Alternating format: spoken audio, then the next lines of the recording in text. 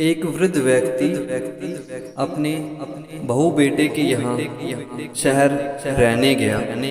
उम्र के इस पड़ाव पर वह अत्यंत कमजोर हो चुका था।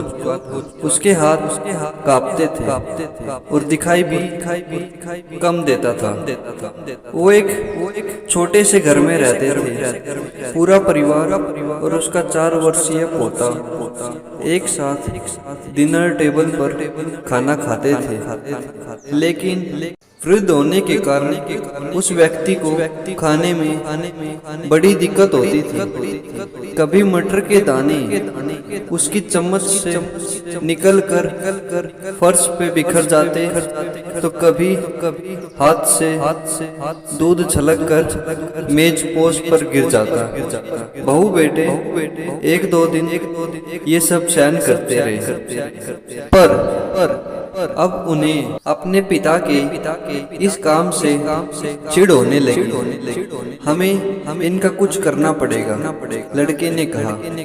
बहू ने भी हाँ में हाँ मिलाई और बोली, आखिर कब तक हम इनकी वजह से अपने खाने का मजा किरकिरा करेंगे और हम इस तरह चीजों का नुकसान होते हुए भी नहीं देख सकते। अगले दिन जब खाने का वक्त हुआ तो बेटे ने एक पुरानी मेज को कमरे के कोने में लगा दिया।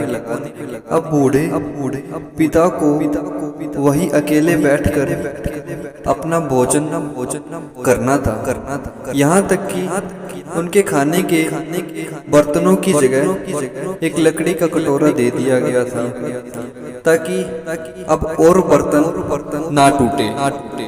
बाकी लोग पहले की तरह ही आराम से बैठकर खाते, और जब कभी कभार उस बुजुर्ग की तरफ देखते तो उनकी आंखों में आंसू दिखाई देते।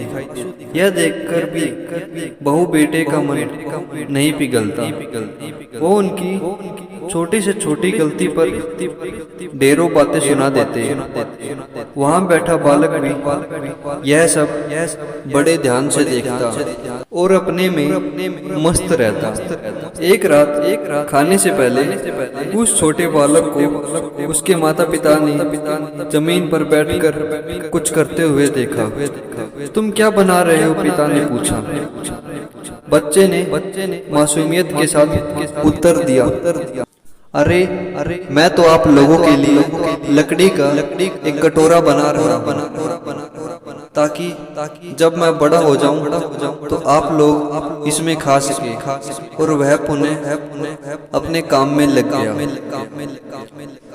पर इस बात का उसके माता पिता पर बहुत गहरा असर हुआ। उनके मुंह से एक भी शब्द नहीं निकला और आंखें आंसुओं से भर गई। वो दोनों बिना बोले ही समझ चुके थे कि अब उन्हें क्या करना है। उस रात वो अपने बूढ़े पिता को वापस डिनर टेबल पर ले आए और फिर कभी उनके साथ अभद्र व्यवहार नहीं किया।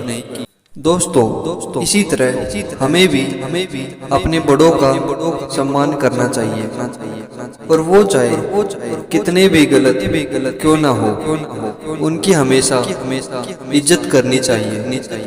धन्यवाद।